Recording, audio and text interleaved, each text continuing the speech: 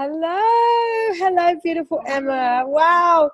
I have to say I was a little bit nervous about speaking to you because you are the backdrop queen. And I was like, oh my gosh, how am I going to organize this? But actually, I'm sitting with my beautiful Florence Broadhurst screen print that I actually did myself. And I'm feeling very in flow with your beautiful backdrop as well. It looks gorgeous. Yeah, thank you. I try to match when I'm speaking with someone the backdrops so the energy works. So I'm feeling good. So beautiful Emma, thank you for being here on the Magnetic Mama Spotlight series. And please, a lot of people know what you do, but I would love for you to share with us what you do and why you do it. Well, I'm an artist and a designer, and in my 20 years of being an artist and a designer, I've had lots of different hats. Yeah. At the moment, I've really niched down the last couple of years into doing custom backdrops for people's videos and for their events. And so I do that because I've always had this underlying feeling in my life, I have to make things look beautiful. Yeah. Even when I was at university, living in like really terrible student accommodation, I would always have my silk scarves and my elements of decoration, and I'd always hang things up beautifully, no matter how rubbish the room was, because it made me feel good to be surrounded by things that I thought was beautiful. Yep. My art's always been about beauty.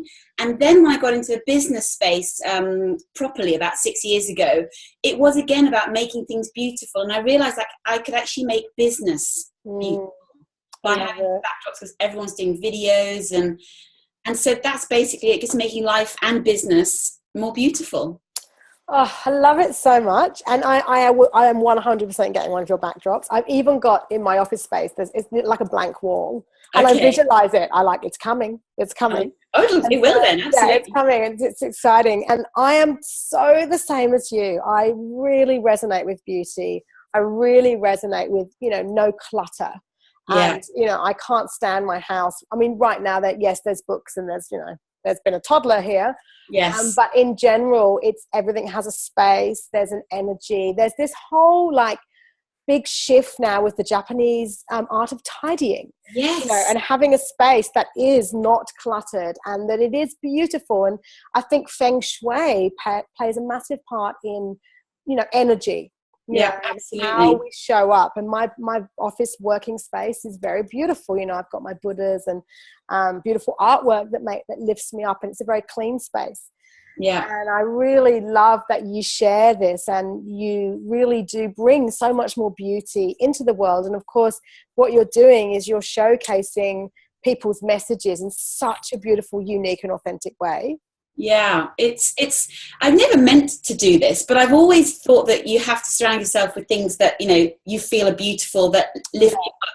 And even, going back to, you say you've got your toddler and everything and always wanting a beautiful space. Even when my kids were little and I had my art studio, I always made sure that the house always looked beautiful. I never did the excuse of, well, I've got kids, I can live in a mess. Yeah. I trained my kids, I'm sorry to use that word, but I trained them not to touch things, not to mess things up, that it's not okay to have clutter everywhere. Of course, there's going to be piles of toys or drawing and painting or the stuff that we all have, but I try and contain it into little areas. But the bookshelves will always look beautiful. The sitting area will always look nice. And it just made me feel happier, especially during the chaos of being a mum when the kids were little. Yeah. Being surrounded by beauty just made me feel like me. Yeah, we've got a box over there. That's where the toys are. There's nothing else. And there's a few books on the bookshelf for Luna at the bottom. And then in the kids' room, we have a beautiful antique white box. All the toys go in there. And there are no other toys. That's it. But we do have this amazing underground space now where we've got a playpen and we just put the toys in there and the kids can go and play with that. And that's it. We've really got 3 spaces in the house. And we used to use a cubby house back in Randwick in Sydney where we lived. And we just, that was set up in the lounge. That was our kind of calm space. Yeah. And we just shove it all in, and then we put a beautiful, blanket over the top. And it was like, it's gone in 2 minutes, Absolutely. And the kids would do it. The kids would, pack away. And I think it's really important that they learn as well at an early age to be respectful of space. And we haven't, we have moved things up higher, right? As you do with toddlers. But of course, there are things she can play with and there are things she can't. And I think it's a really great lesson, because when you go to someone else's house that don't have kids, it's like a nightmare taking a pet out. I know. You're like, oh no, here we go. So yeah, I'm all about having a great space to live in, to work in. And even bedrooms should be very minimalistic. Yeah, they should make you feel good. Yeah, it's for sleeping and for resting. And we're now picking, we want to put our love ceremony, which is all this Japanese style. It's so beautiful, but we want to put them on canvases. So that's in our sort of boudoir space, like really beautiful. So thank you for sharing what you do, and and why you do it. I think is so important, because we live in a world that is so beautiful.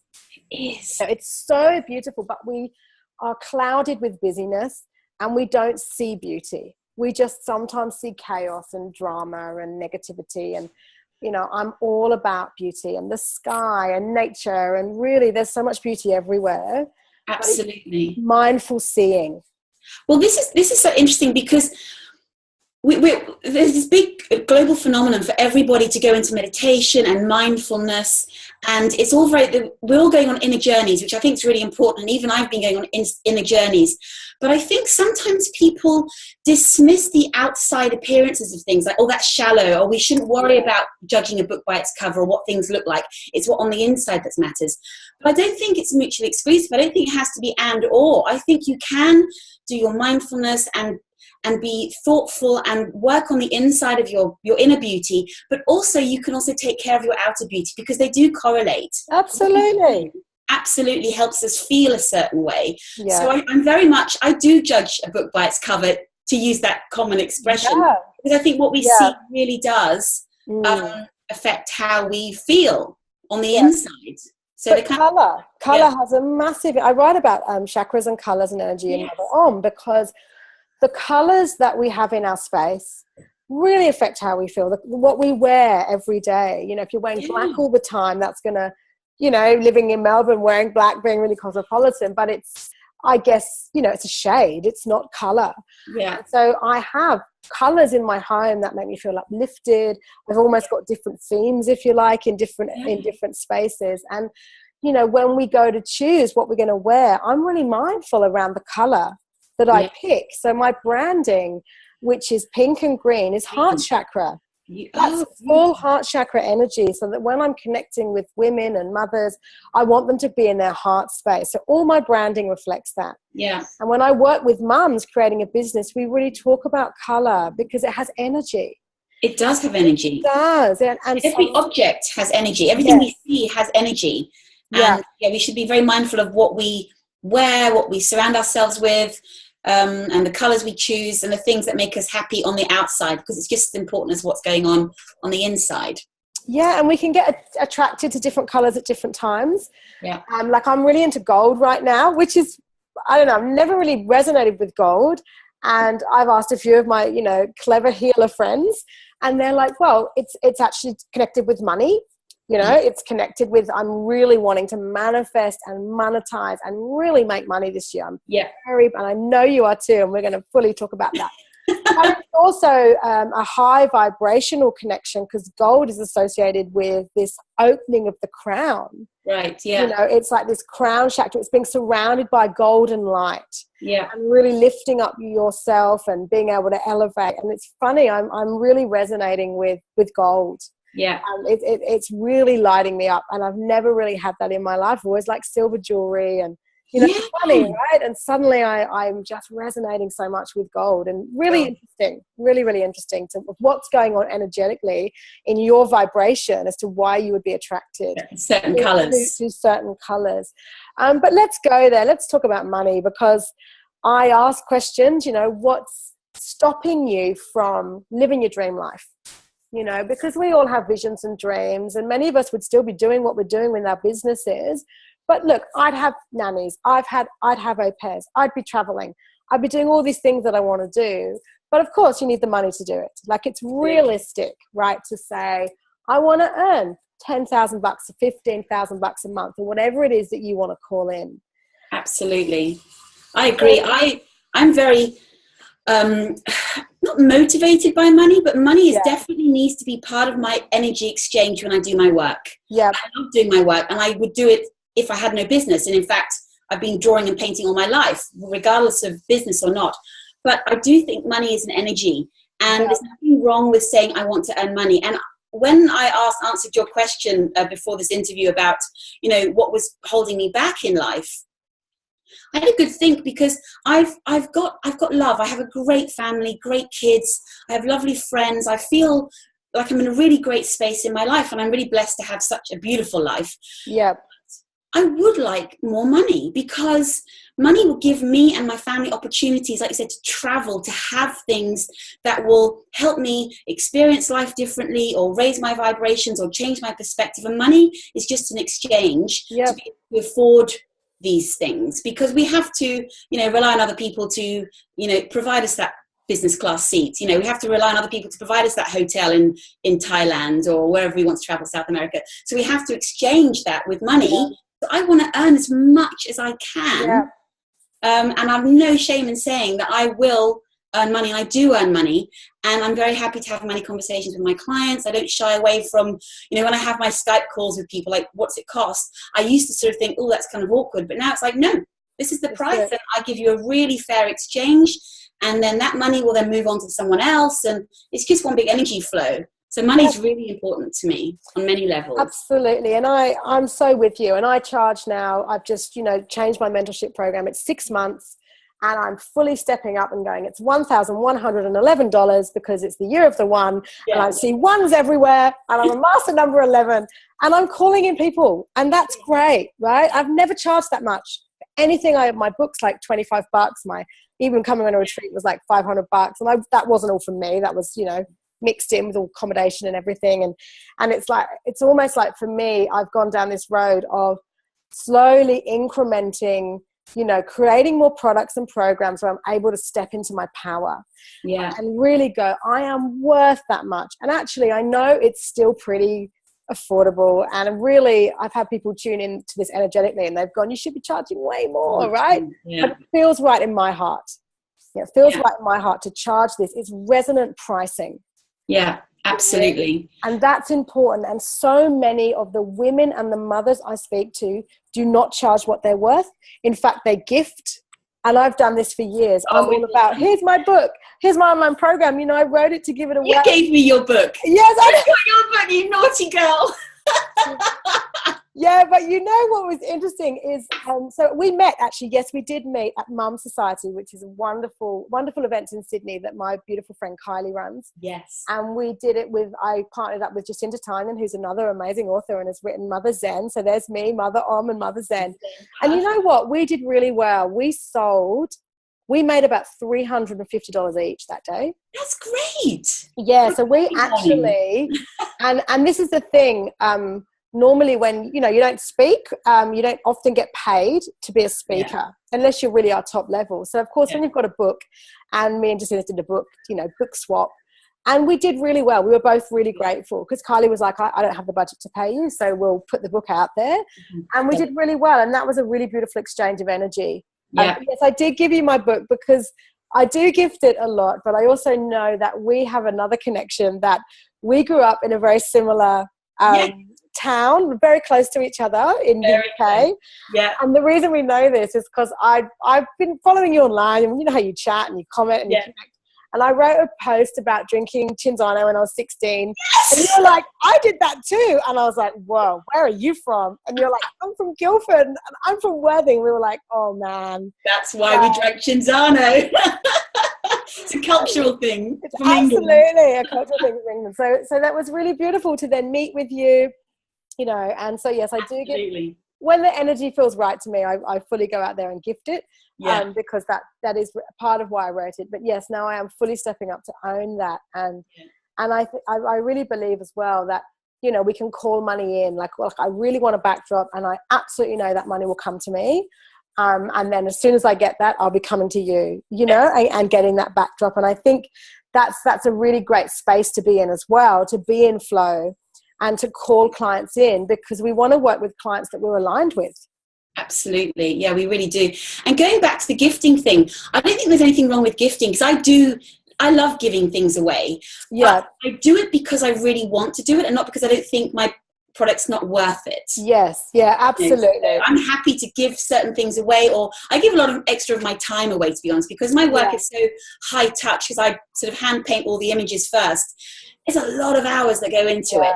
I don't charge for those hours, and if someone wants a little something else, I'll just quickly do that. So I do things in another way, but I'm more than happy to do that, because I know that what I'm charging is absolutely worth it, and I'm happy to sort of say, it's going to be $1,000 or whatever it is. Yeah, wonderful. And I know you also, because you're so talented, you also do logo, you also do branding. You actually do so much more than your backdrops are so visual, and you've had so much success with this. And people literally, you've got like a tribe. You get so excited, and I'm going to be one of these people, so excited that they put their backdrop up and they're doing all these selfies and all over social. It's like, woo, I got my backdrop. And it's amazing, like you're injecting this energy into people's businesses, right, and their lives. And so I think there's real value there, because you are lifting people up vibrationally as well. But yeah, I love gifting when it feels right. But I love the fact that you've been able to add on, because it's not just a backdrop they might need. We all need more logos and branding, and we don't, when you've worked with someone and you really understand what they do. Well, that's how it started, because I'm very much into niching, and I gave a talk last year at the Artful Business Conference about niching, and I still niche. I still want to be known for my backdrops. But when I was doing the backdrop work, because I really get into someone's, the energy of their business, their why, how they want their clients to feel when they work with them, I ask all these questions, and it kind of gets translated visually. And so I was doing all these backdrops last year, and people would say, great, Emma, you really nailed it as far as backdrops concerned, but now I'm looking at it, my logo doesn't really reflect that. My Facebook cover doesn't reflect that, or something, So I would end up just doing the logo for them as well, and a Facebook cover. And then I realized, hang on, maybe people want to start with the branding first. It's the same questions I ask people, the same skill set. It's just a different product I'm producing. And then they either stick with the branding, or they go through and have the backdrop as well. So I'm doing that as well. But again, it's just, I haven't got it with me, but my toolkit really is paintbrush, pencil, little pot of paints, paper, and my Mac. And that's it. And then everything just springs forth from that. It's amazing, isn't it? Although I'm very niched, I can sort of remessage my skill set for different products. Yeah, look, niching is really, really important. I absolutely believe in niching. It's really, really powerful. So, I can say, I work with mums. Okay, well, mums are very different. Like, what does that mean to say that you work with mums? I work with mums with, I guess they can have quite young children. Or I actually have been attracting women whose kids are actually a bit older now. So they've got more time to then go and invest in themselves and have a business. And so, but I guess we do attract people who are similar to us as well. Yeah, absolutely. They want to come and work with you because you've walked a certain path. And I guess you're in a space where they want to be. And so I think offering them options of saying, well, look, it's a lower price point too, to start with a logo, to start with branding, and then moving up from there. And so you're creating, because business is all about relationships. So that's really lovely. And I did a whole brand blueprint with my business. I went through and did this whole, it was really, really, really, really important to me to actually do this, to actually... It makes you think about your business, not just putting stuff out there. What is my company culture? How do I want people to feel when they work with me? It just really makes you more mindful about your business and what you're doing and why you're doing it and how you're going to do it. Yeah, absolutely. It makes you absolutely more mindful. And then you've got this wonderful foundation that you can go and build all these products from. You've got your colors, you've got the way your branding sits. Like, I love branding. It's such a creative and beautiful part of business. And I use photos of my children, and you have photo shoots, and you're like, what do I wear? And I just really, for me, branding is a really beautiful part of expression. It's also, I find these days we've got so much information bombarded at us when we're scrolling through Facebook or wherever we're doing, that our brains just kind of shut off the information. We can't deal with all these videos. We can't deal with all this content. But the people that I know that I stop on, and I'm not the only one, if I see someone who I know has this strong brand, my eye will automatically catch it and go, oh, what's Denise Duffield-Thomas going to say today, for example, because she owns that colour turquoise? Or what has Tash Corbin got to say, because she owns that green and the spots? And so the branding actually helps us cut away the clutter and the noise, the visual noise every day, because we instantly recognize who it is, what they're going to talk to about, what's in it for us, what we can get out of them, and what we can learn, and then we can move on. So it actually sort of identifies you and sort of helps you stand out from a very noisy space that we're in online, really noisy space. Absolutely, absolutely. And I really love everything you stand for, Emma. It's so beautiful. It's so creative. And like you say, you've niched it, and it's all about niching. You know, to become an expert in your field, you really need to niche what you do. Absolutely. Because so I love that. It'd be pretty, I mean, I mentioned last year in this talk I did, I said, if I said to people, I'm an artist and I can paint anything for you, and I know I can do anything. I can do your house, I can do stuff for your living room, I can do your logo. People would say, I don't actually need an artist. What do I need an artist for? Thanks, Emma, but no thanks. But because I've niched down and said, I can do a backdrop for you, people go, I don't actually need a backdrop, but I'm writing a book. Can you do the illustrations? I don't need a backdrop, but. So that niching actually has given me a lot more scope on my business. And it's like writing, you know, if you're a writer, you could pretty much write copyright for pretty much anyone that wants to pay you money. But some people go, I don't really need a copywriter. But if you said, I do copywriting for women in the healthcare industry, and I'm excellent at doing about pages, people go, oh, I'm in the healthcare industry. I've got a new website. I need copy written. Bam, all of a sudden you found your ideal client. Yep. And then other people will ask you for stuff, extra stuff, but you've niched so far down that you'll attract the right people. I love it. Oh, I love it. It's so wonderful. So, Emma, thank you so much for showing up here today. I remember you saying actually success is, 80% of success is showing up, and I really value that. So how can my mummies watching or listening to this connect with you? Well, the easiest way is to hop onto my website, which is bespokebackdrops.com. And if you go to the contacts page, there is actually my Acuity scheduler, my calendar. So you can actually book in a half an hour chat with me. Right. Free. Right. Yeah, I love it. I love it. I love it. So thank you so much. I will. Can't wait to share. I've just had the most amazing conversation with all these beautiful women. I know, how lucky are you? Yeah, it's just the most amazing. I love it. I'm so grateful. So thank you. My pleasure. Emma. Thank you. And we will chat again very soon. I know that. Okay. Yeah. Bye.